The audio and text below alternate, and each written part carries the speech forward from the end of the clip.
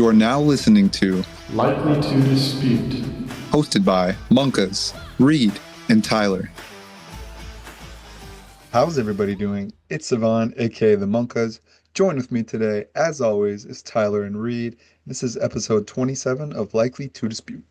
We have a very fun episode for you today. One of the most anticipated episodes, from my opinion, of the entire offseason. It's been planned for us since the conception of this podcast. It is our board bets episode. So for some background, for many years now, Cevan and I have been arguing over dumbass things all offseason, waiting for football to start. And then every once in a while, we'll just say, you know what, let's bet on it. So we end up writing down a bunch of random ass things that we bet on throughout the season. And then at the end of the year, we tallied up for a rough estimation of who won. And last year was the first year that Cevan either tied or got the better of me. So this is a big year. But now, of course, given the podcast, Tyler has now joined in to get in some bets, couple of 1v1s, couple of 1v2s. But in the end of the day, this is a three-way now. We got a lot of bets going on. We're going to have one slide per bet.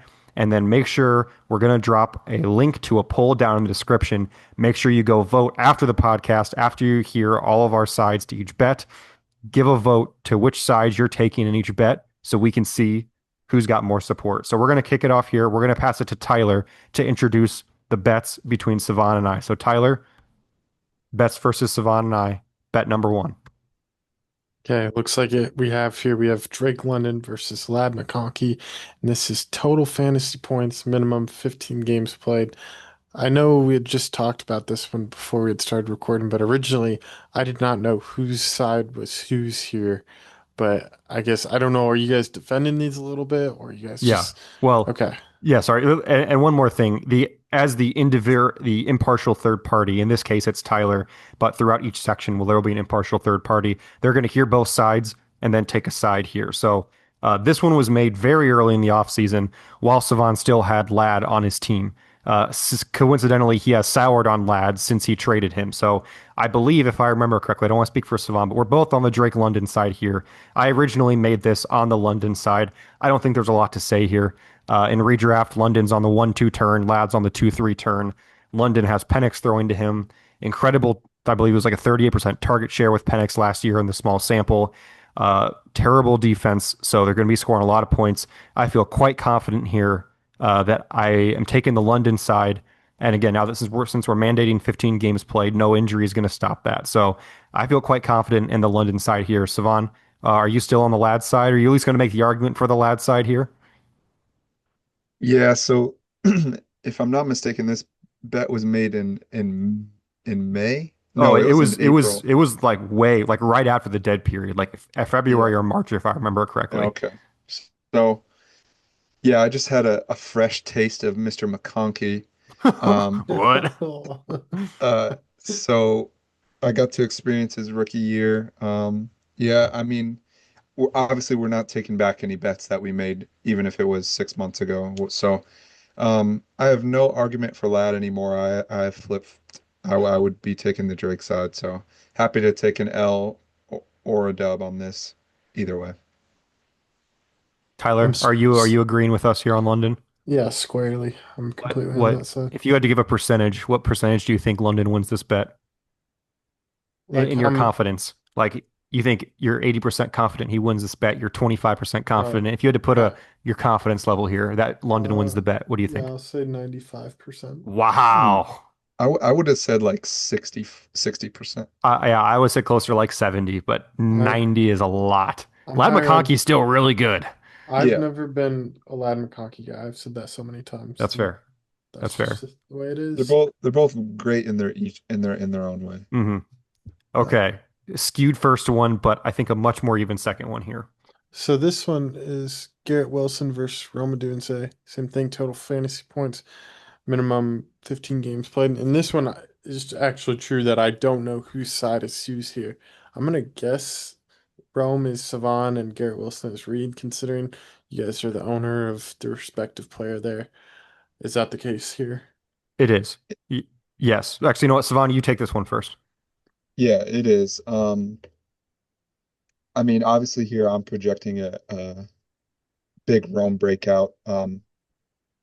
I would say the quality of offense for the Bears should be better. The big kicker here is Garrett Wilson is really the only option there. He's going to get a boatload of targets, and so I definitely 100% think Garrett Wilson will end up with maybe, 30 to 40, maybe even 50 more targets than Rome. Um, it's just going to come down to the quality of targets, touchdown variance, things like that. But I think this is a pretty even one. It'll be very interesting to see how this one turns up. Yeah, for me, I made this one immediately after our five-way trade because for me, I traded James Cook and Rome to get back Garrett Wilson and Kenneth Walker. And at the time, I viewed Kenneth Walker and James Cook pretty much evenly. And then, so then the decision basically came down to Garrett Wilson versus Rome. And for me, that was an easy choice. But I will say this was before the Jets signed Justin Fields to be their starter. So kind of a worst case scenario from the perspective of who is throwing him the ball, at least as far as his track record has been so far in the NFL.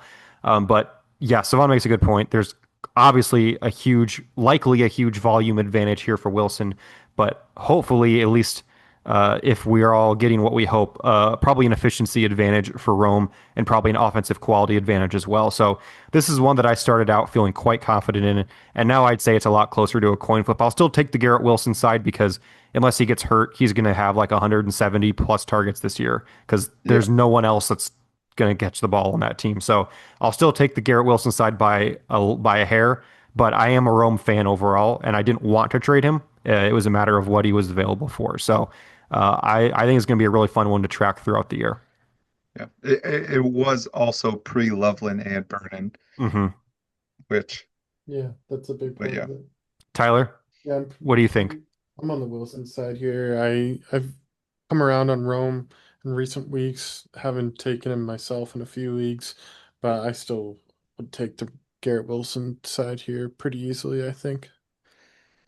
I'm So honored. Two for two now. Good job, Tyler. there we go. Bet number three. Yeah, this one again talking about Rome Dunse.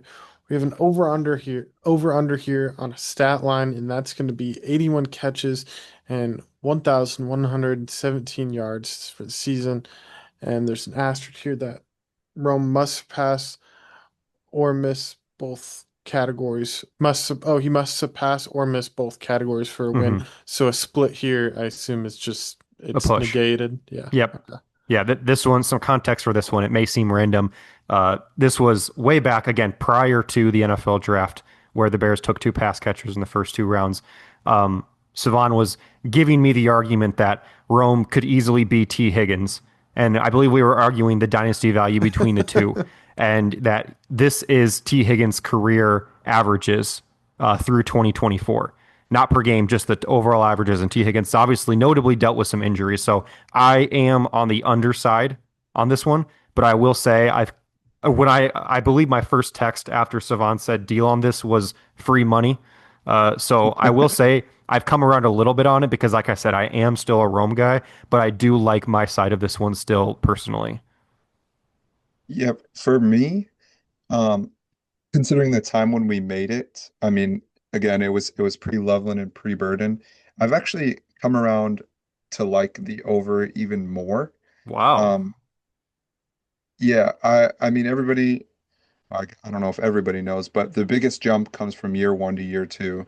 Uh, I mean, all off season, he's been healthy, number one. He played all 17 games as a rookie. He's been healthy all off season. I'm the type of fan that listens to every press conference. Obviously, coaches aren't going to dog on their own players most of the time, but multiple times throughout the offseason, whether it's players or coaches, they go out of their way to bring up Rome when not asked about. Everything I've watched, uh, uh, it's very, very proud owner here. He was a white whale.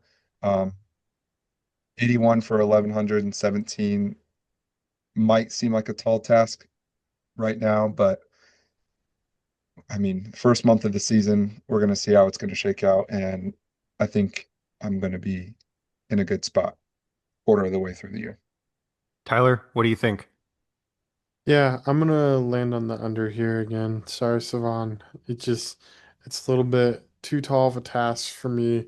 A little context last year, Rome was at 54 receptions for 734 yards. So you're asking for about a 30-yard jump or 30 uh a 30 catch difference and about a 400-yard difference there. So that's just a little too hefty for me when they have brought in those pass catchers. So I'm on the under there. For Yeah, sure. go ahead. Yeah, I was just gonna say, added context, lost 120 targets and 800 yards. We'll see who replaces it, but also efficiency and quality of offense, mega upgrade from Shane Waldron. So, Yeah, you'll notice that there are some common players that thread throughout a lot of these bets. And Savan's belief in Rome is one of the first threads you'll see here throughout these bets. But this one's tougher for me because I do like Rome, as I've said. But yeah, his belief's a little too strong for me on some of these. well, I mean, sorry, I mean, if he went like 70 for 1,007, it's not like he had a bad season. Mm-mm. It's just these are the numbers we're going off. Mm-hmm.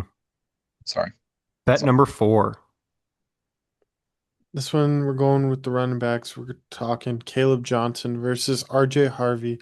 Again, this is total fantasy points, and this is with minimum 14 games played.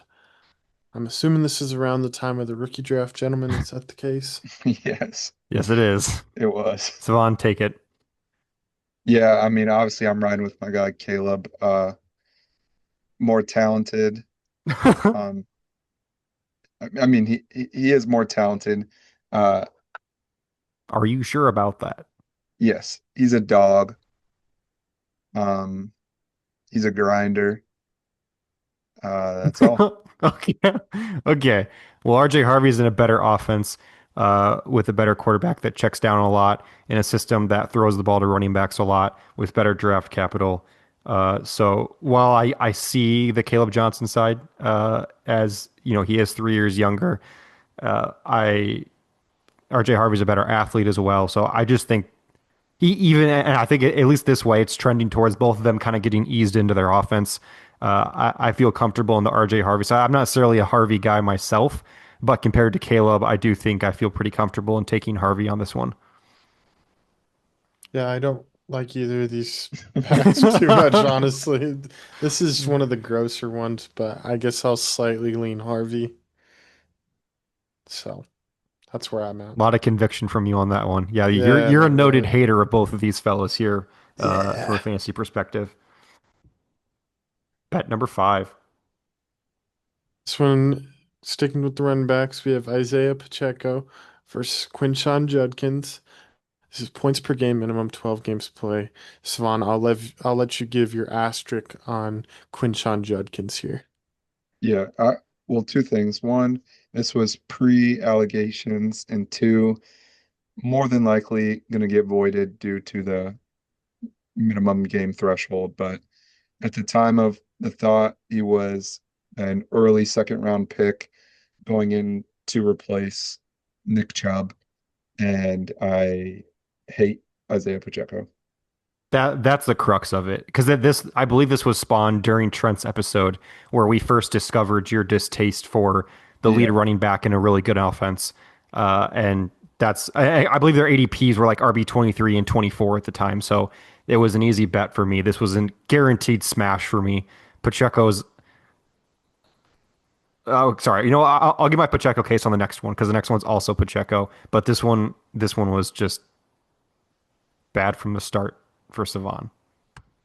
Bet number six. Oh, Oh, I sorry, think sorry, sorry, sorry. I'll Tyler. t I'll take I Pacheco. was gonna say, good call. Yeah, All likely to get right, voided, that's but we all. have two more Pacheco ones to go through still. Bet Bet number number s- six. Yep, sorry, bet number six here. Another Isaiah Pacheco bet. It's gonna be Isaiah Pacheco finishing as a top 24 running back over under. This is points per game, minimum 8 games played. Hmm. Interesting. Lower games played threshold here.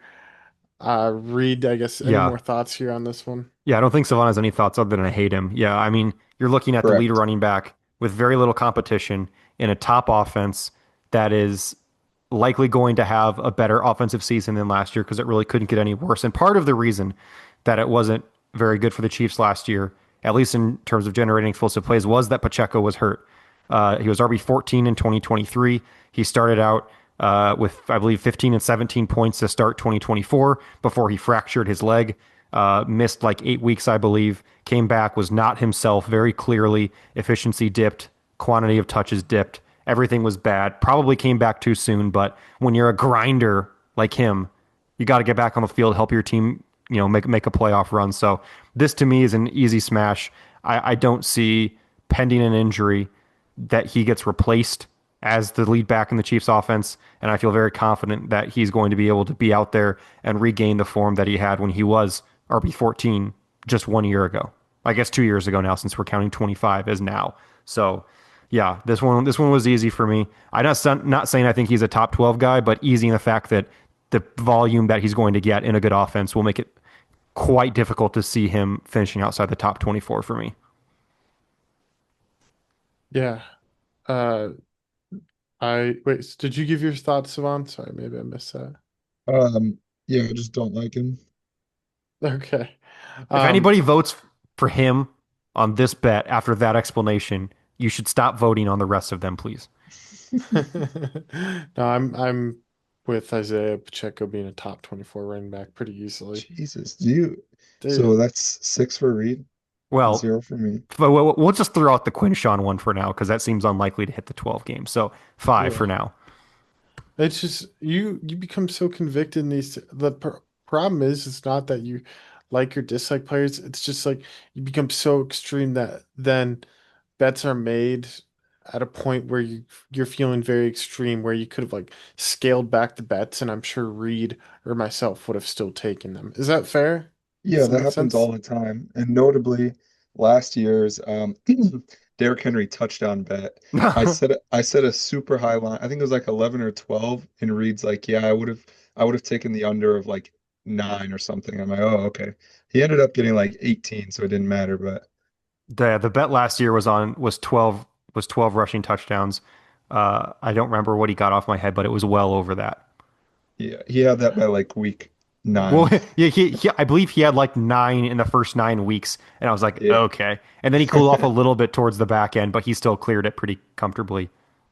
Yeah, Yeah. But Henry was but 1-1-2-1-1-2.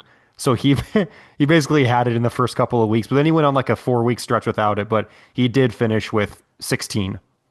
So okay, yeah. But yes, Okay. I agree with what you said, Tyler. That Yeah. just happens. But you're not the only I think Reed has some takes like that here soon. So they're only based around one specific player who comes yeah, up oh, in every yeah. podcast. Bet number 7, we have Isaiah Pacheco. I think our last Isaiah Pacheco Yes, one, this is yes? everyone. We're almost done with the Hopefully. Is Pacheco okay. content. Isaiah Pacheco over under 4.1 yards per carry, minimum 150 carries. I don't think we need to say any more reasoning. Reed taking the over here. Yeah, he was 4.9 in his rookie year and 4.6 in his last healthy year. And then last year, he dropped to 3.7 again when he was coming off a broken leg. But he was above that in their first 2 games. So yeah, this one was an easy smash for me. Yeah, for me, I'm more on the side of what the efficiency looked like after the injury. Plus, they're starting two new a rookie left tackle and a second year guard that already got kicked inside because he couldn't play It offensive was line on the bad. outside. So um, But Josh Simmons is a stud, so that's locked down. So we're good. he is elite. Tyler, Obviously, he fell. I don't have a good gauge for yards per carry in general, but I'll take the over given your context of his rookie year. Usually, it's pretty heavily tied to your offensive line. well, let me just a second. The NFL average yards per carry is usually about 4.3. So Savant's projecting him to be well below league average in yards per carry. So Yes. last of them. Okay. Okay. This is our best one on the whole thing. Bet number 8, Yeah. Tyler. Yeah, this one is awesome. I witnessed this one in real time. Follow along carefully at home, folks, because there are different variables here. We are measuring Travis Kelce's 2025 season versus the entirety of the rest of Ben Sinnott's. Wait, this is an important distinction. From now on. Benson, okay, Ben Sinnott's Yeah. career from now on. And this is total fantasy points. Well, to be fair, last year wouldn't have mattered much for the bet anyway because he had Could you 5 catches. imagine? So, yeah, no, this one was hilarious. The context of this was when we were doing our very rough draft of our dynasty rankings. Cevan had Ben Sinnott like 7 spots ahead of Travis Kelce. We had it like 29, and I was like, "What are you doing?" Like the value of Kelce having one good year is probably a lot higher than Sinnott, whatever he's going to do for the rest of his career. So then that's how this was born. I don't have a lot of statistical backing for this. I mean, Kelce usually scores between like 200 to 250 points, and I don't have any idea if Ben Sinnott will score more or less than that, but the Commanders sure don't seem to like him that much. So this one was a fun one for me that probably won't get settled by the end of this year. No, it will not. And from my perspective, the Cardinals didn't like Trey McBride Oh until my they did. God. I And can't so wait for far, this to be over with the Trey McBride stuff for him. we are right on track with the eruption and emergence of Ben Sinnott. It may not be exactly like McBride, but by 2026, we'll be talking about Ben Sinnott being the steal of the inaugural draft, getting traded up for in the 11th round. And you guys will be giving me my flowers. Tyler, you'll wish you have traded Trey Benson for him, and we'll just go from there. I think it's infinitely more likely he is on the waiver wire at the end of the year than that happening. Wrong. Tyler, your thoughts on this one? I, 200-ish points. Is that what you said, Reed? Here, I'll get you the exact numbers on Kelsey's career here, but I believe Or he's just typically behind between those last numbers. last year is probably the closest. Yeah. I don't need Yeah, his yeah. peak. Obviously, he's not peak. Last year in 16 games, because he didn't play the last week, he scored 243.9, so 244. So you're looking at a floor of, 200, 225, up to like 250 probably. The thing is I oh man, how much do I trust the second round draft capital of Ben Sinnott? Over the best He's tight only end in he's NFL history. he's only played 1 year, Like Tyler. There's so much. he doesn't even need to be a tight end one. He could be Tommy Tremble, He who could has be probably done that already he in his could be four like years. Mike Gesicki for a few years or Hunter Henry for a few years. Hunter Henry is And a top 12 tight end this year, according to some I people. yeah. Okay, Hunter So Henry is a bad I example. just because it feels like there's just so much runway for Ben Sinnott, I'm gonna lean Ben Sinnott here. Thank Tommy you. Tremble currently has about 240 career points in 4 years. So Okay, right about what Kelsey puts up in a year. that Okay. was an elite poll off the So top of my head. That was actually quite elite. okay, so when you put it like that, it makes me feel pretty good about saying Ben Sinnott. But again, let's consider the fact that Savan had a guy who's never Oh, finished higher than tight yeah. end 39 as more dynasty value than Travis Kelsey on his rough draft, which he did amend. Credit where credit's due. But yeah, this is a fun one. Yeah, We're gonna definitely. have an entire episode about Ben Sinnott once the breakout happens. I'm ready Just so for you it. know. That's an episode I look forward to. Me too. Bet number 9. This one's gonna also be a tight end bet. It's gonna be Evan Ingram versus Mark Andrews, points per game, minimum 12 games played. I think this one's like a pure toss up here. I prefer Evan Ingram. I think that Andrews, not I think, Andrews ran really pure last year in the red zone, caught a lot of touchdowns. His overall usage was down, but to be fair, just as Pacheco, he was coming off a year where he had a pretty bad injury. So for me, I think Ingram's going to be a pretty large focal point of the Broncos offense this year. I think that he's going to be someone that Bo Nix looks to a lot as a safety blanket, a lot of yards after catch, a lot of easy catches for him. And that's why I'm choosing him. Whereas I feel like, again, last year, Lamar threw for 41 touchdowns. Can he throw for 41 touchdowns again? Absolutely. He's one of the best quarterbacks in football. But I don't know if I'm trusting Andrews to run that pure. And he's someone that I think is generally a bit overrated. He had one insane year where he had the 1,300 yards. And since then, he's kind of been either injury prone or just not as good as people think he has been, at least in terms of pure production. Touchdowns, he's always been someone that can light it up in the red zone. So I would not be surprised if I lost this one. This is definitely a pure toss up for me, but I prefer Ingram and the volume that I think he'll get compared to Andrews. Yeah, and Cevan. for me, it's a receptions versus touchdowns type of thing. Definitely a toss up. If the if this stickiness of the touchdown ensues, I could see it being Mark Andrews, with a little increased uh, reception volume.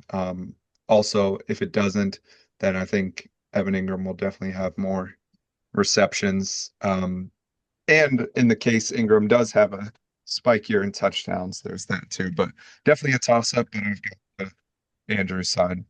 There's also the aspect as well that likely miss Isaiah likely is likely out the first week, if not more, of the season, which would definitely be a plus for Andrews, which was not in effect before this bet, but I would still take Ingram here. So, Tyler, your thoughts on this one?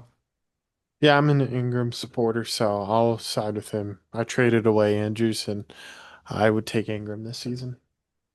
Good to know. Welcome back to the good side. Yep. Bet number 10. Yeah, bet number 10 is going to be similar to an earlier Roman Dunze bet, which is Marvin Harrison Jr. over under the stat line of 82 catches and 1,150 yards. And again, he must perce miss or surpass both lines in order for this to count as a win. Reed, you have the under here. I do. Yeah, this is basically not basically. This is Lad McConkey's rookie year line from 2024 with 1 yard added. He had 82 catches for 1,149 yards. My OCD wouldn't let me do that, so we rounded it up 1 yard here to 1,150. I am just not a Marvin Harrison Jr. believer at this point. His role with the Cardinals being a pure X receiver, I just don't see the increase in volume increase in efficiency that he would need. Like the volume last year, I felt like was solid enough. But when you look at last year at 62 catches for 885 yards, I don't have the graphic to put on the screen, but if you took his rookie year stats and added what he would need to reach this threshold here since 2014, let me pull it up here. Sorry. Yes. I'll No, you sorry, go. I got it right now. He would need to add 16 receptions and 348 yards. And since the 2014 season, there have only been five receivers who made that much of a year two jump, assuming they had at least 700 yards in their rookie year. So like you might get somebody that adds that much, but they had 120 yards in their rookie year, whatever. And that's 2017 Juju, 2019 DK Metcalf, 2018 DJ Moore, 2014 Jarvis Landry, and 2018 Cortland Sutton. So a list of really good names there. Like it is not impossible for him to do this by any means, but you're looking at then a guy who becomes a staple of likely an all-pro receiver. And I don't think that Marvin Harrison has the role or the volume to really make this happen for the Cardinals, especially being the number two behind Trey McBride, and not a lot of confidence in Kyler Murray on my part. Hey, Yeah, sorry. My part of the argument. We made it on multiple podcast episodes. Uh, I'm on the side that Marvin just has a higher ceiling than Lad. If you look at the offense, the biggest thing they got going is continuity and no added uh, no added threats really to the offense. He's got the draft capital, drafted number 4 for a reason. Been following the Cardinals a little bit this offseason. The things I've seen from their OC and players are saying it's basically the offense has modernized a little bit since last year. They've made the adjustments, saying that more use in motion, getting Marvin in space. Kyler's talked multiple times about their chemistry and how it's a night and day difference between where they were to where they are now. Yeah, it's a very similar bet that we made with Rome, almost to the exact. Um, it's just a little clearer path, in my opinion, for Marvin. Um, so yeah, that's all. Tyler, your take here. yes. I'm still a believer. I know it hasn't happened a ton, but I think Marvin Harrison can do it. I'm on the over here with Cevan, even if you tell me it's improbable. Kyler Murray came out today and was talking about how he feels like it's night and day, how his connection with Marvin Harrison has grown since last year when they drafted him versus today. So I'm all aboard the hype train for MHJ. I'll take the over. One last thing, I will say, I went back and looked when we were coming up with these numbers, but uh, Kyler in his career has supported two 100 plus reception, 1400 plus yard receivers in I believe it's six full seasons or five full seasons. Um, and Who he's were done it those twice. receivers? D-Hop and I think it was rookie year last year of Larry. Not his last year of Larry, but early Kyler Larry Fitz. Larry Fitz there's no way he had that many yards that late in his career. Okay, it was D-Hop for sure. Hold on. So, Okay, you pull that up, but I also have a question for you before you do that, Sivan. yes. Gun to your head, who do you think scores more touch or more fantasy points this year, Marv or Rome? So you said touchdowns or points? Sorry, I said touch. I meant how many? Who do you think scores more fantasy points this year, assuming health, Marv or Rome? Um, I think I would side with Marvin strictly because I think he will be closer to double-digit touchdowns than maybe Rome will. Tyler, what would you say to that one? I would say Marvin. See, I'm taking Rome on that one. I think Rome has a higher ceiling than Marv does. I think I would side with Rome. I think there's probably going to be more guaranteed volume in the Cardinals offense for Marvin, but I think the target quality and the chance for touchdowns will be higher in the Bears offense. So I would take Rome in that. Not one of our bets, but it was something that we discussed since these betting lines are so close for us. Yes. Okay, I pulled it up. 2020, D-Hop had 115 receptions for 1,400 yards. And was Kyler's rookie year 2018? No, I think it was 20. No, I think it was No, it was 2018. Oh yeah, you're right. You're 2019. right. No, no. I'm looking right now. It was 2019. No. 2019. Okay, sorry. Fitz did not do that. I was gonna say So, that's like Grandpa Fitz at that point, which he was still really good, but not 1,400 yards good. yeah, no. But 2021, Kirk was 18 yards shy of 1,000. That's my bad. Of 1,000 or 1,400. Oh, yeah, sorry. I guess I lied.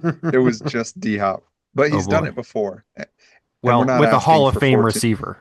Yeah, but we're not asking for 1,400. That's fair. Bet number 11. This one's going to be a recent hot topic in our discussions. It's going to be Mr. Juwan Jennings. We have him at over under here at a line of top 30 for receivers, points per game, minimum 12 games played. Reed's taking the over, Swan's taking the under. Reed.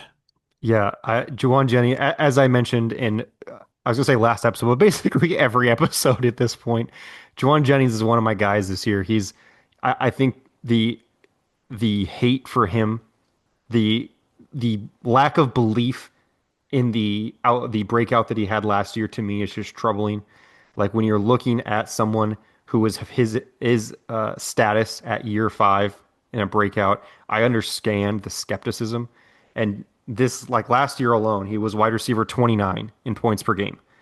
But I think again, we're looking at a year where he did not take a full-time role until week oh God, what year? It was after the Ayuk injury. Week 10 actually.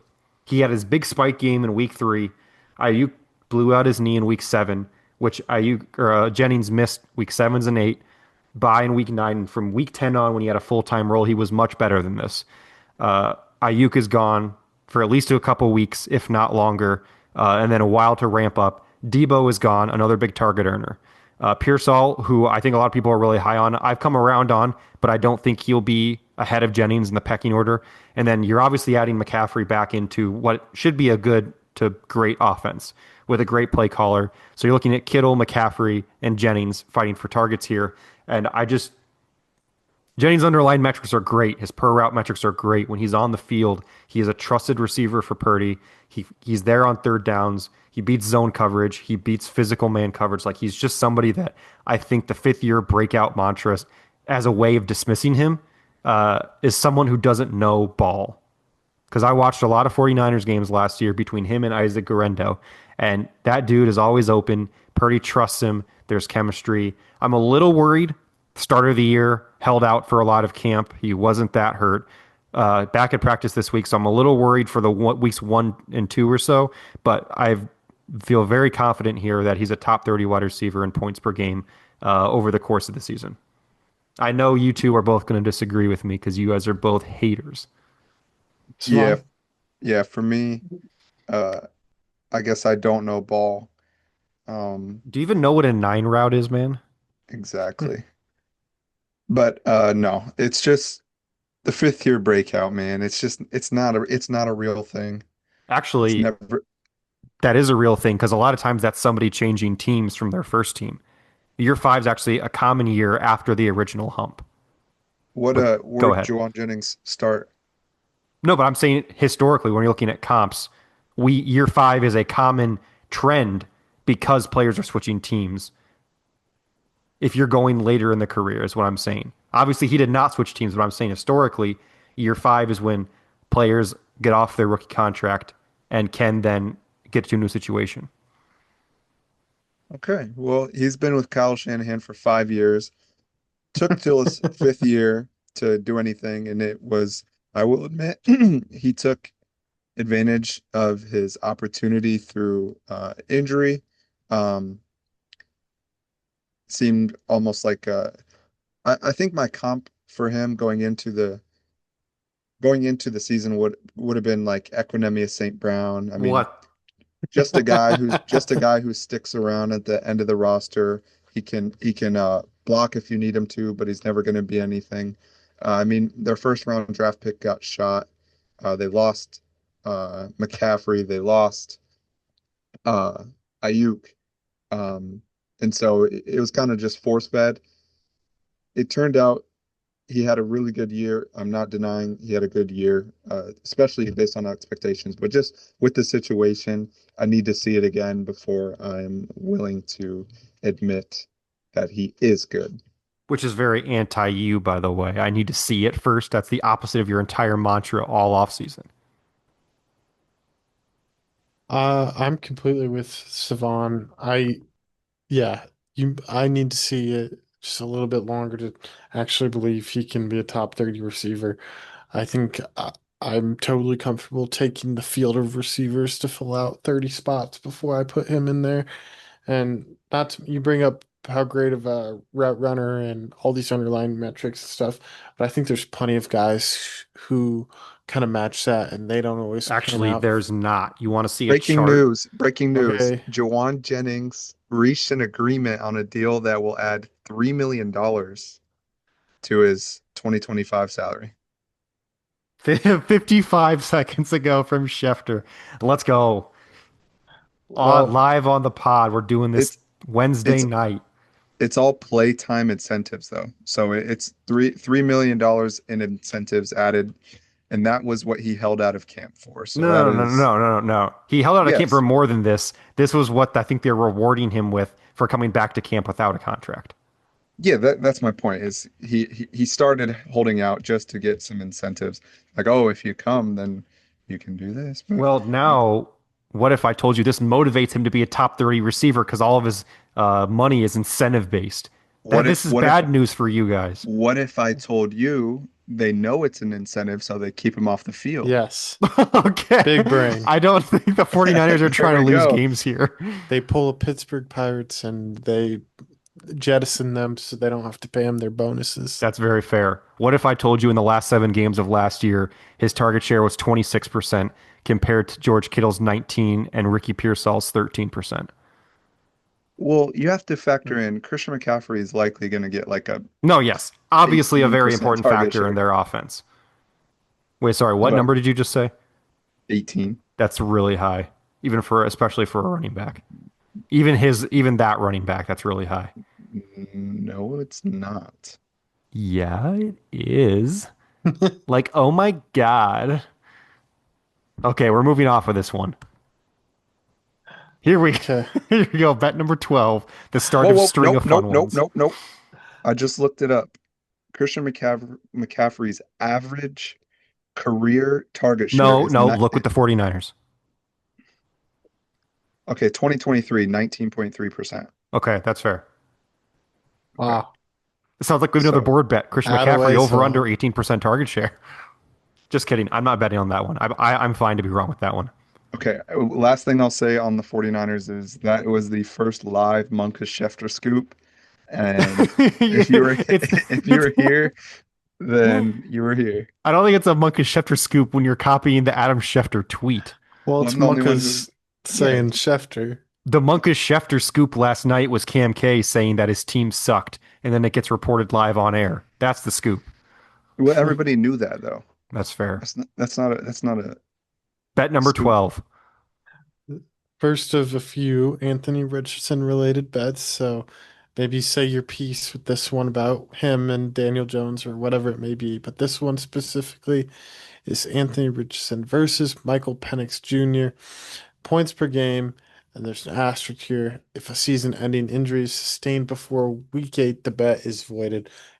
There's no mention of any benching. Yes. No, see, I still have confidence in this bet because I think we all think that Richardson will play at some point, whether that be benching or injury for Daniel Jones. He's going to play at some point. And when he does play, as long as it's for more than like one game, I feel pretty solid that this will be still a win for me. I have one that's already a loss, or at least will be in 4 days, and then another one's already a loss in the next 4 days. But I have two other ones that I think I feel good about, and this is one of them. So honestly, I feel good about this. Penix is a pocket passer. AR is one of the most mobile quarterbacks in football. That's why he was the obvious 109 at my pick in the inaugural draft. Like, I feel good about this one still, as long as he's getting on the field for a couple of games. Yeah, for me, I'm just gonna take the guy who's actually playing football. Pretty simple. Yeah, That's that why it's points per game, buddy. it sounded like you were wearing some rose-colored glasses there, Reed. I won't lie. What? Even as Like bad how as Richardson with a 47% completion percentage last year, still averaged more fantasy points per game than Penix did in his 3 starts. I will take Penix. Okay, you take Penix. You take the guy with seven I'm knee I just like blowouts, no mobility, and over it's the just guy who's an elite Dude, rushing quarterback. you're I talking about just an injury from 4 years ago. Well, there was like four of them. it's There was just I two. don't blame you, but it is a little bit it sounds like cope. What the what? It sounds You're like Cope coping. saying like I feel really good about this Anthony Richardson bet. No, Like it's not cope even a little bit. This is just like this is an obvious win as long as he gets on the field for a couple of uh, games. I'll take the Penix side. And I know Savant's with me. Yeah, of Anthony course. Richardson averaged 16.7 points per game last year when he was completing 47% of his passes. And Michael Penix was like 14 when he was completing like 52% of his passes. So Okay, so in Penix's 3 games, he had 9.4, 11.4, and then 28.6. Who wants to do the math there? 9.4 plus Okay. 11.4 plus I think 28.6 We're equals really doing 3 game sample sizes. 16.4 points per game. so. What did I He say had Richardson was at? like 15 something. It's like you got to think about it like a football. 16.7. So they were nearly identical. Okay, And then Penix was at like 52 completion percentage. And Well, that makes him eh, hot ass, is what you told me about Richardson. yes, but if Kyle Pitts didn't toss If the Kyle Pitts ball, didn't do this, all I heard was that was excuses for Richardson when he led yes, the but league if in drop rate. okay, but if Kyle Pitts didn't toss the ball to the DB, then Penix would have had more points per game. Richardson had a touchdown in the end zone dropped by Alec Ogletree against the Lions. We can play this game all day, man. You Yeah, can't make up one mistake but that and didn't say this, well, if affect Penix did this. that didn't affect the scoring. He got 0 either way. Penix got -2 Oh, for he that. got -1. Interceptions are -1. Minus one. That's on me. That's on me. Okay, well, At that the end of the doesn't day, change his points per I'll game. take the guy that's actually playing football, Okay, not but this holding is a a clipboard. points per game Not bet. It holding doesn't a clip. matter if he Yeah. plays more And games. if Anthony Richardson's getting 0 points per game because he's holding a fucking clipboard, then who wins? If he doesn't play in any games, the bet is voided. No, it's not. He has to appear in a game to have a points per game. Otherwise, the points per game doesn't Otherwise, exist. it's 0. It Look at doesn't the asterisk. exist. Look at the asterisk. If a season-ending injury, Season-ending yeah, injury. but he has to play in order to sustain a Where does it season-ending say that? injury. Where does it say that? Is he going to get a season-ending injury holding a clipboard? Exactly. So he wouldn't. So he would get 0 points per game. You can't have a points per game if you appear in 0 games. Well, then what do you have? Nothing. It doesn't exist. Yeah, 0. He basically Also didn't exist nothing. that year. Tyler, Michael Penix. No, Tyler, you make a ruling on this. If Anthony Richardson appears in 0 games this year, does he have 0 points per game, or does this bet not exist? Or is it voided? I feel like we could discuss this off air. Well, you're making an official ruling here. If he plays in 0 games, is it voided or is it a win for Okay, Penix? mathematically, I understand what you're saying, Reed, but that spiritually, for the bet here, that's feels like a 0 cop. divided by 0 is not 0. I understand, but You're coping again. when you made this bet, you didn't have in the back of your mind, well, if he plays no games, then that's Well, a yeah, good- of course not. Okay, then that should settle it. But that what I thought he would or wouldn't play didn't have anything to do with the fact that if he plays 0 games, he doesn't have a points per game. Tyler, what's the ruling? But didn't you say you also like certain he's going to be playing at least Yeah. one game this year? Yeah, You just told me. Yeah, no, the event, the chances that he plays in 0 games this year is pretty low. But I'm saying Okay. in the event that it does happen, you need to make a ruling here on whether this is Okay. voided or not. I'm going to rule no void. The bet Okay. will still count. That's fine with me. I mean, it's not going to happen, but again, I'll accept the ruling. I do understand the math, though. The math makes sense. I didn't know you hated math. That would have been good to know before we don't. started the pod. Okay. Bet number 13. We'll move through this one fast because this one definitely isn't going to hit the minimum attempts. Anthony Richardson over under 56% completion rate, minimum 250 attempts. Yeah, games played here actually does matter, but it's not gonna void the bet one way or another. He had 264 attempts last year in the games that he played, which was 11, some partial, some full. So he would need to play quite a lot this year, which is possible, but he would need to play quite a lot for this not to get voided. Yeah, I obviously have the under. Tyler, I want to ask you though, where would you sit if he did hit the attempts requirement? What was he at last year, Reed? He was at 47 47. last year, 59 his rookie year. Do you know what the NFL average is by chance? It's like okay if you don't. 62 and a half. NFL average completion I percentage. think while you're looking that up, I think right now- 65% is what Google AI says, yeah, which might not 40 be right. 56% still feels pretty low, so I think I'd take the over. Last year was weird for him. As much I'm still not a huge fan, but I think I'd still take the over on 56. His expected completion percentage, according to Next Gen Stats, was 59%. Yeah. Because if you didn't read my article, he led the league in drop rate from his receivers. Yeah, I'd take the over. Yeah. This one's already a loss 4 days from now. This is a tough one. Maybe Bet 14. Cevan's This was the big one too. Yes, victory this was. lapping a little bit. Maybe he's pulling his punches. We'll see what he says. Anthony Richardson is benched by their week 4 game. And then at the bottom, is this still true? The loser pays the buy-in for 3 shared leagues. Yeah, well, yes, Injury but voids the bet. yes, but since I collect all of the dues, I don't actually have to pay him anything. He just didn't pay me his dues for our Yeah. 3 leagues. Gotcha. I didn't realize that this is already the signed, sealed, delivered. Well, if It's Daniel about Jones to- starts on Sunday, they might pull a switcheroo and Richardson runs out there on the first drive. We never know.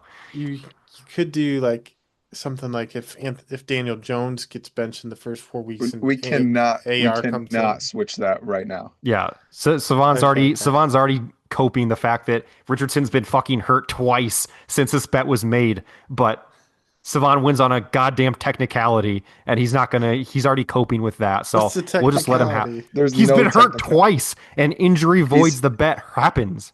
he's healthy going into the season. They said his finger didn't affect anything. He didn't miss any time. Yes, he did. He came out of the game and missed the rest of that game. That's an injury. He literally practiced 2 days later. But he missed the rest of the game. That's an injury. But No. again, the spirit of the bet was whether he was healthy in the first week or not. And he is, even though his injuries clearly affected the quarterback race. But I'm a gentleman. I will honor the bet even on a technicality. Seeing how it played out, he was literally never going to start, no No, matter that is what. just absolutely not true. No, him After dislocating his after finger was not the deciding factor Yes, of it him not starting. was. No, no, No, no, it no. wasn't. It wasn't. No, it wasn't dislocating the finger.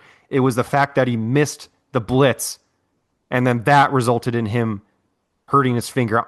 I stand not confident, but somewhat confidently by the fact that if he just got blown up on that, and then that was second down, just got blown up, and whatever, he continued to play in that game, that he would be starting. But it was the fact that it was two of the biggest things that he needed to work on between the injuries, not working on injuries, but staying healthy, and then the mental side of the quarterback position.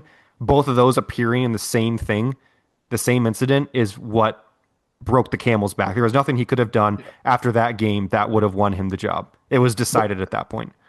the way I see it is You have two quarterbacks that can score you big points. no. To me, Anthony Richardson playing quarterback is what I would imagine Xavier Legette plays quarterback like. That's probably racist. No, We're moving it's on to the not. last Richardson bet to get off of this. This was the most fun one. Okay.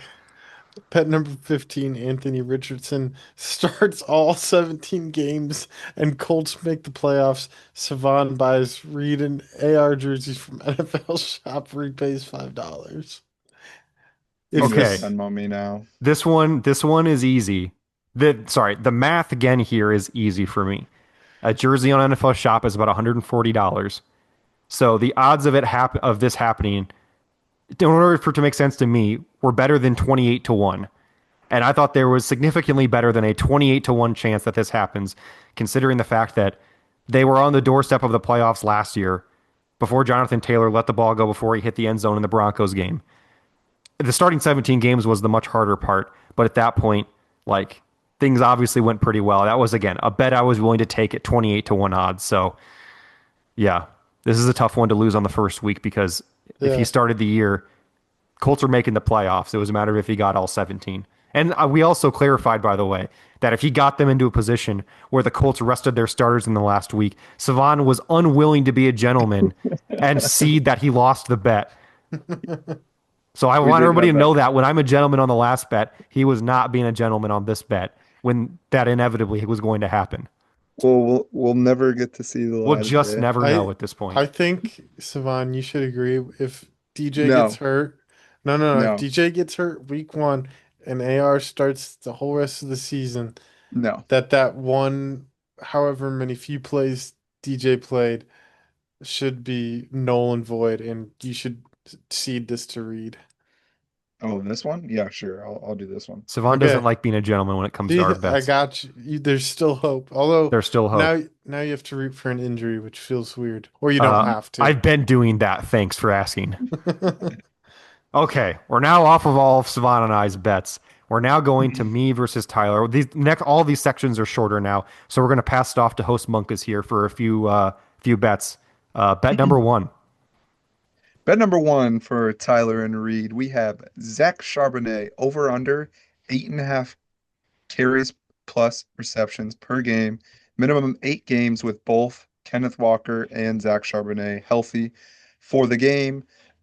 Reed, I'll pass it to you. I'm assuming you are the under on this one. No, I took the over on this. No, yes, I am the under on this one. Zach Charbonnet maxed out last year at 10 carries plus catches per game when they were both healthy. So essentially, this bet is Tyler putting his nuts on the table, saying that Charbonnet is going to take a significant chunk of work from Kenneth Walker on a weekly basis. And this is me saying, no, that's not going to happen because Kenneth Walker is just a more talented back. He fits their scheme better. He's added a receiving profile to his game last year. I have no doubt that Charbonnet will take some touches per game because nobody gets all the touches. But if he's getting 9 touches or more per game, then I would consider that to be a true committee. And I don't think that he's going to get that this year when they are both healthy. For me, it's pretty simple. I think that Zach Charbonnet is better than you think he is, and Kenneth Walker the third is not as good as you think he is. Um, the Ryan Grubb is out in Seattle, and Clint Kubiak is in. I know we've seen Clint Kubiak in the past with different offenses, so not exactly sure what's going to be happening in Seattle here. Kubiak was with the Saints last year, but is Alvin Kamara and whoever's backing up Alvin Kamara really a good indicator of how he treats backfield carries? Probably not. So I will, yeah, I'll take the over on 8.5 touches here for Charbonnet. I think yeah, the biggest thing is I think he's a lot better than people think. And when Kenneth Walker was out last year, he was a really efficient back, and I'm excited to have him on my team. If you were truly dedicated to the cause, you'd know that Kubiak has been talking up Kenneth Walker all offseason about how their offense will run through him. Their job is to get him the ball in space, whether that's running, screens, getting him on linebackers. They run an outside zone system, which Kenneth Walker averages 4.5 yards per carry on to Zach Charbonnet's 3.8. The year is coming up all Kenneth Walker as long as he's healthy, which obviously this bet has a health component to it. Yes. And for me, realizing the Clint Kubiak wants to run the ball, they got a quarterback that, they're gonna want to protect. Um, I see this team wanting to be, really run first. And with that being said, if you split up the work, 65, 35, Walker's getting, 18 to 20 touches a game, and Charbonnet's getting, 9 to 12. I think he complements Kenneth Walker very well. I think they're going to want to use both, and part of a plan to keep Walker healthy throughout the season is to Yeah. insert another back that is very capable of doing similar things and different things as Yeah. well or better in some areas. And so I'm on the over. I would expect Charbonnet to get, anywhere in the 8 to 12 touches per game range. I also note that Kubiak has also hyped up Charbonnet. It's not just Yes. Kenneth Walker. He said he's smart. There's lots of He's smart players out so there. Come on. if Zach Charbonnet ever has a question, you know you didn't coach it good enough That's what I'm because saying. he is that on it. Really been impressed with him. Yeah. I mean, No, this is a bet that I definitely could lose. Like yeah, again, it doesn't seem like that big of a deal for him to get 8 to 10 touches a game. Like there's still plenty to go around. Like this is going to be a backfield combination that gets a lot of touches, period. And there's going to be a lot to go around. So it really wouldn't surprise me if he does pass this, but I think Kenneth Walker is going to be so good they aren't going to want to keep him off the field. Yeah. So It could work itself into a hot hand situation to where some games they're even split. some games he has, yeah, some games he has 4, some Yeah. games he has 15. Yeah. Yep. Bet number 2. Number two, we got Jawan Jennings versus Tony Pollard. This is a very interesting one. Just pretty straightforward here. Points per game, minimum 12 games played. Uh, Tyler on the Tony Pollard side, make your argument. well, I guess Reed, do you remember how this one started? Because I have no Yes. idea. I don't This remember was how. immediately following our redraft where I selected Juwan Jennings at 8-1, I believe. Tony Pollard was still on the board, and you selected him at 8-3. And I said that I'd rather have the receiver. And you said, well, Tony Pollard's better, even though Juwan Jennings is a receiver. And then I said, well, Juwan Jennings is better. And then we'd bet on Mhm. this. And this is all these bets, by the way, are in full PPR. So that was where this spawned from, personally. Okay. Yeah, I mean, b big thing with Tony Pollard is for the first at least 4 weeks, Tajay Spears is out. Doesn't seem like there's anyone else in the backfield who's gonna vulture too many touches. So, that should really help Pollard's point per game totals, and I'm sure he'll just be racking up a bunch of carries and a few catches, hopefully a few touchdowns. So at least for the to start the year, I feel pretty good about Pollard, and hopefully that and the rest of his production for the rest of the year is enough to carry this bet. Yeah, this is another one where I don't feel immensely confident about it because of the points that Tyler brought up as well. Like Tajay Spears getting hurt was kind of how the Pollard takeover started last year as well. Like they said going into the year, it's going to be a 1A, 1B, which is also what they're saying about the Seahawks. But they said that, and then Pollard came out and just dominated the workload. And then Spears got hurt, and it got pumped up to 11 on the workload for him. So this is, again, I'll still take Jennings. I'll stand by my guy, especially with Jennings potentially starting slower the first 2 or 3 weeks, given his holdout. Uh, I'll still take Jennings, but this is one I would be perfectly okay losing. This is not an easy money one for me, but I'll stand by my guy here. Yeah, and for me, if you compare the two, Pollard's been good to great over the last 4 years. Their fantasy point totals were only 6 points apart last year. So one Total extra points, you touch. said? Yeah, Juwan Jennings missed 2 games in a quarter, though. irrelevant. It's still total points. Not in Anyway, the bet, so though. Go just ahead. Take a yeah, stand. so yeah, pretty easily Tony Pollard. Oh, Upgraded upgraded offense in general. Just getting a different quarterback other than Will Levis should provide a significant boost. And I was personally someone who didn't care about Tajay um, at all. So Tony Pollard, I've always been on this going into 2025, and nothing's going to change. So these this is, Juwan Jennings bets are going to be great to clip here at the end of the year because you guys have both of you have You're bet against him on every single one of these bets. you're or you're going to be missing overexposed. yeah, you're going to be missing a lot of playoffs if he doesn't work out. If Juwan Jennings makes or breaks my seasons, my teams weren't very good in the first place. So You're literally counting on him in every single league I that I am know. not counting on him in any league that I'm in because I have contingency plans like Josh Downs and Matthew Golden, who are both solid bets at this point to be And solid fantasy assets. Rasheed Rice, who's, in Uh, prison. Rasheed yourself, you also own Rasheed. What Don't give me what does that that. have to do with that's your contingency plan? No, my contingency plan, Rasheed is the plan. Jawan is a contingency plan in the Dynasty League. Yeah, but when you need a contingency plan for your contingency plan, that's a bad plan. Okay, well, when Jawan Jennings was elite, he wasn't holding out, and now he's not holding out, so he's back to being elite. So we're good. Okay, so start him. We'll see. Week one's still unfolding. Yeah, you're not dropping him here. I'm not dropping him, I agree. Cevan versus Tyler. Bet number one. Okay, this might be the grossest bet here. What? Okay, bet number one. Cole Kmet versus Pat Fryermuth. Their total fantasy points over the next 5 seasons from 2025 to 2029. What are we doing? No, I'll explain this one. Tyler, take it. Yeah. So this again spawned from the bowels of our tight end rankings, and Savan was roasting me for having Firemouth above Komet. Now to be clear here, 2029 is their age 30 season here. So I just put the range of years. So it's from this season through their age 30 season. Savan was, well, I won't give the case for Komet. Savan will do it. But for me, it's pretty simple. Pat Fryer, I know they brought in Jonnu Smith. I know the offense looks a little lackluster in Pittsburgh, but Pat Fryermuth has been pretty consistent ever since he's joined the league.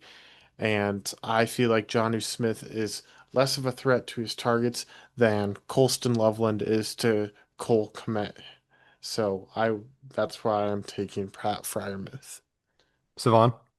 Yeah, for me, back to the quality of offense thing. All we can go off right now is where they're at. One plays for the Steelers, one plays for the Bears.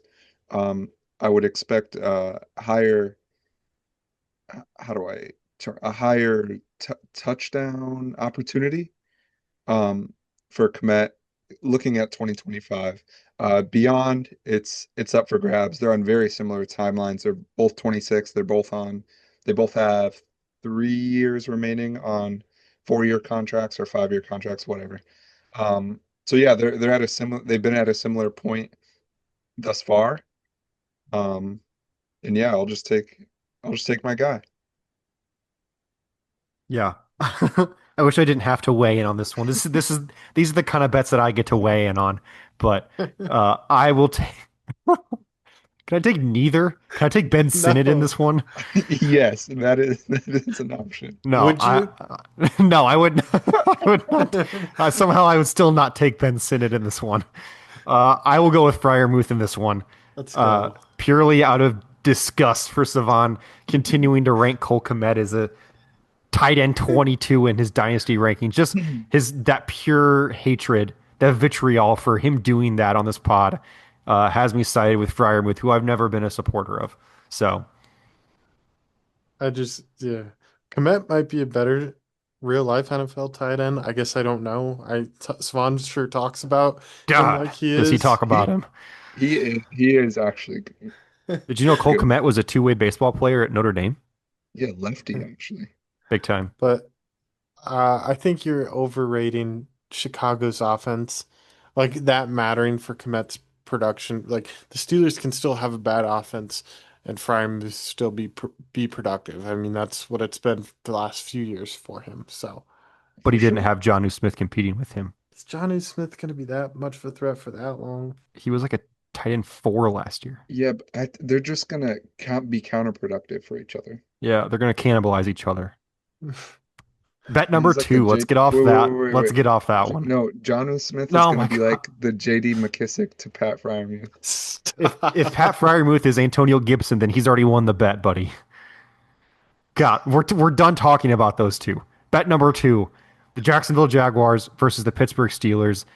2025 NFL wins. Cevan is taking the Steelers, and Tyler is taking the Jaguars, flipping their mantras from all offseason. So we're going to start with Cevan taking the floor team here with the Steelers. Yeah, this one's easy. We pretty much had this. We had the same conversation last year. Tyler said they were going to the Super Bowl, and I said Tyler That did said not Jackson. happen. Tyler said Jacksonville is a dark horse Super Bowl contender, and they won I might have four said games. that. No, you did. Yeah, Um, that was and, said. and they won 4 games, and I said Pittsburgh will easily make the playoffs, and we didn't make the bet. Here it is.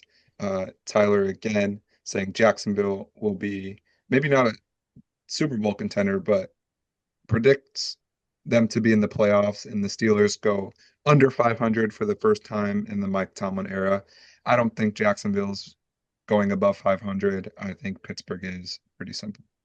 Tyler. Yeah, just as day turns to night, all things must change. Mike Tomlin will be finishing the season under 500. And I think, like I texted in the chat, it's lazy to say that he's just going to do it year after year. I know he's a great coach, this and that, all these things. But I'm so excited for the Jacksonville Jaguars this year. I have them winning their division, and I'm a big believer in Liam Cohn. So this was an easy bet for me to make, and I think it'll be a much more fun bet for me to watch than you to watch, Savon, considering the quality of football. Yeah, one thing I will say, you may have them winning the division, but they could do that by going under 500. This is true, but If I that's have happening, then AR better be in the goddamn game at that point. yeah, I'll take them to win the division and go over the Steelers in terms of wins. Reed? For me, I'm taking the Jaguars in this one as well. I agree Let's with go. Tyler that it's lazy to say, well, he's done it before. He's going to keep doing it. He's done And it 17 times in a row. as your reason for why again, that just assumes the Jaguars are going to win, or the Steelers are going to win 9 games, and the Jaguars can only win that many. Like, I agree that the Jaguars have a lower floor, but infinitely higher ceiling. I'm taking the Jaguars in this one. I will not. I don't think. I'm not saying I won't. I don't think I'll have them winning their division. I think I'll probably have Houston win the division, but I definitely see them as more of a wild card threat than the Steelers. I'll take your action on Houston winning the division. I don't feel confident in it, but I'm not saying I will, but I'm saying that if I had to bet now, I have not done my predictions yet. I'm doing them tomorrow here before the opening game, but I'm taking the Jaguars. I'll take Houston. That Okay. is not a bet. And finally, bet number 3, Jalen Wright versus Tank Bigsby. Total fantasy points, minimum 15 games played. This is. I'm going first. Can we please get this one over fast? Yep, I'm going first. This one is going to get voided. Jalen Wright's going to No. miss a couple games. He's already ruled out for week 1, so I'm just hoping this one gets voided. This was done like May around 20th. the draft. Yeah.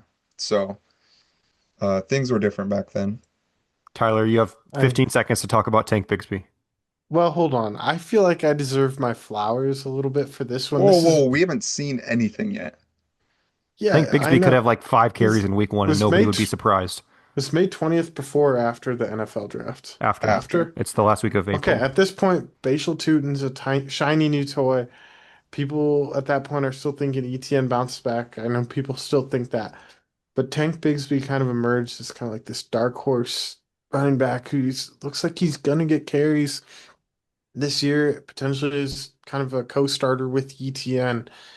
And I was way ahead of the train there. And so uh, I'm giving myself flowers, even if no one else will, for Wh- like the fact that you were even thinking about Jalen Wright and Tank Bigsby on the same plane is disrespectful. Okay, And so well, if this does get voided, it's a shame because in our heart of hearts, we'll all know that Tank Bigsby was the true winner here. This is the your the Isaiah Pacheco versus Quinshawn Judkins bet. It's going to get voided, but you know you won. Yeah. the okay, well, one thing I'll say to your point where Tank Bigsby's going to get carries is Raheem Blackshear is also going to get carries Oh my God. somewhere. George Bro. Halani's going to get To be carries. fair, yeah, I was on the Tank Bigsby side here regardless because Jalen Wright was a pure handcuff. Tank Bigsby will likely be a committee member, even if he's not the lead of the committee. He's getting more weekly touches than Jalen Wright would in a handcuff role. So, I'm not saying Achan's going to stay healthy for the entire year, but I'll bet on the guy who's going to get, probably 8 to Yeah, 12 touches floor every week versus the guy who might get 20 if their starter goes down. what are we doing just naming So practice squad running backs who got carries one time? you That's Cevan said coping for making a you bad literally bet. said Tank is going to get carries this year. That's Yeah, He was a good running back last year. okay. I know, but that's what you said. And so I agreed. Okay, we've already spent too much time on this one. Wait, real quick. Oh my God. Tyler, gun to your head, total fantasy points, Tank Bigsby, Jordan Mason. Oh, you're pitting his two boys Uh, against each other. yeah, I'd probably go Jordan Mason. Interesting. Heard he's the That's lead all. in the backfield in Minnesota, according to Tyler. Better than Jawan Jennings. Should have bet on that one, buddy. Last bet of the episode. This is a 1-on-2 bet, and this is one of the ones I feel most confident in, if we're being honest. Jawan Jennings, this spawned from the Guillotine League pod, are the last one here that we just had it last week. Jawan Jennings versus Keon Coleman, points per game, minimum 12 games played. At this point, I'm sure you can guess who I had. Jawan Jennings is a good NFL receiver. He is in a good NFL offense. His quarterback likes throwing him the ball. And you can only say two of those about Keon Coleman because his quarterback doesn't like throwing him the ball. Jawan Jennings earns targets at an elite rate. Keon Coleman does not. Jawan Jennings is able to beat man coverage. Keon Coleman is not. Jawan Jennings is able to beat zone coverage. Keon Coleman is not. I don't think the being tied to Josh Allen is the same lazy analysis that says, well, the Steelers go 9-8 every year, so they're going to do it again. They were one of the top 3 scoring offenses in the NFL last year with no clear stud receiver. So I don't think saying that he might be his top target just because Josh Allen's a stud doesn't change anything. He had 29 catches for 556 yards last year with no true like carrying trait in his profile. And I think the Bills are going to continue to be run heavy. I think they're going to continue to be run heavy, especially in the red zone. I think that the chance for Keon Coleman to catch some goal line stuff to kind of put him over the top and have like 7 or 8 touchdowns definitely exists. He only had 4 last year, but I just think the volume is going to be significantly better for Jennings more consistently. Spike week, obviously we've seen Jennings can do that with the best of them. So this one is an absolute smash for me. No doubt about it. Hold out or not. Absolute smash for me with Juwan Jennings here. Yeah, just rattling these things off quickly.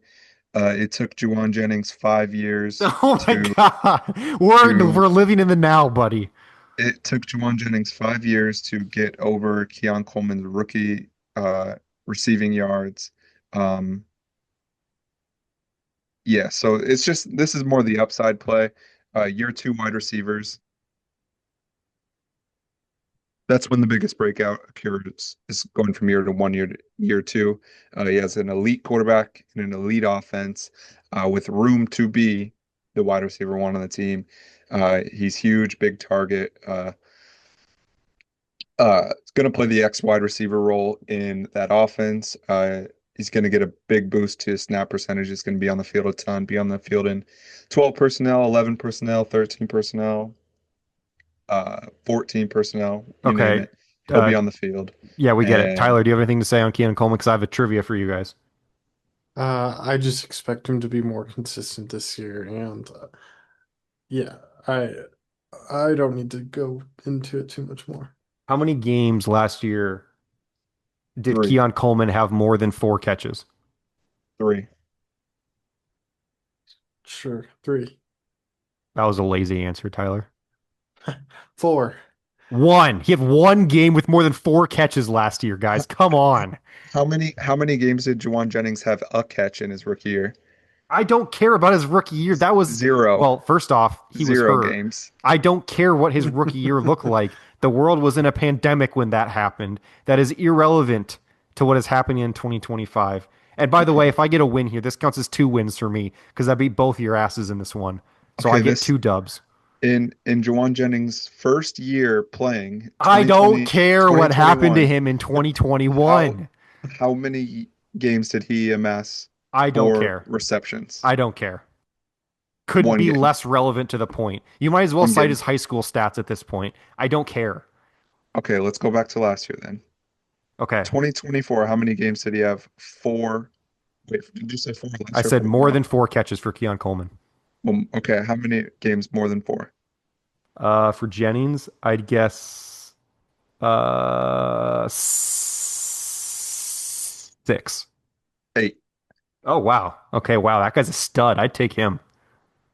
Yeah, his fifth year breakout season. I think Juwan Jennings had half of Keon Coleman's season fantasy points in 1 week last year.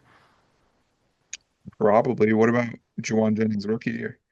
Okay. You guys are getting two L's for this one. I'm getting two dubs. And if you guys do win, you only get half a win. But that's not going to happen. Each, half a win each. Correct. That wraps up our board bets episode. Some real fun bets in here, some really boring bets, some ones that are surely going to be wins, some sure losses, and some coin flips. Any last comments from you guys before we wrap up here? Feeling Um, undefeated. What'd you say, Tyler? I'm feeling undefeated. Well, yeah, well, I would have agreed until the last bet there. Yeah. and I would like to comment on what you said. Obviously, all bets can only be one loss or a coin flip.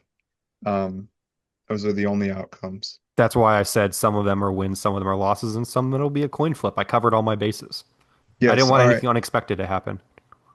Last thing for me, let's get to Eagles Cowboys and and just start this thing because I'm over it. What bet are you guys most confident in? Whether you made it or not, what bet are you guys most confident in one side will win? Eagles money line. No. Oh. Here, I'll quickly scroll through all of Yeah. them. You can take a quick look. Okay, you ready? Most That first one, confident. Drake London versus Lad McConkey. Um, most confident. Ooh, it might be number eight or 11 or 12 Okay, it can't or be one that's 13. already been it's already happened, so Oh, you okay, can't choose okay. one of these two. Um, ooh, that one's good. That one's easy. That one's easy. I think bet number eight for me. You're taking the Kelsey Sinnott bet. Yep, You're betting that's on Ben that. Sinnott being Tommy Tremble for the next 5 years, and then that's good for you. Yeah, because no. career. Oh yeah, it's as soon as Benson passes, it's That means over. he has to get a second contract.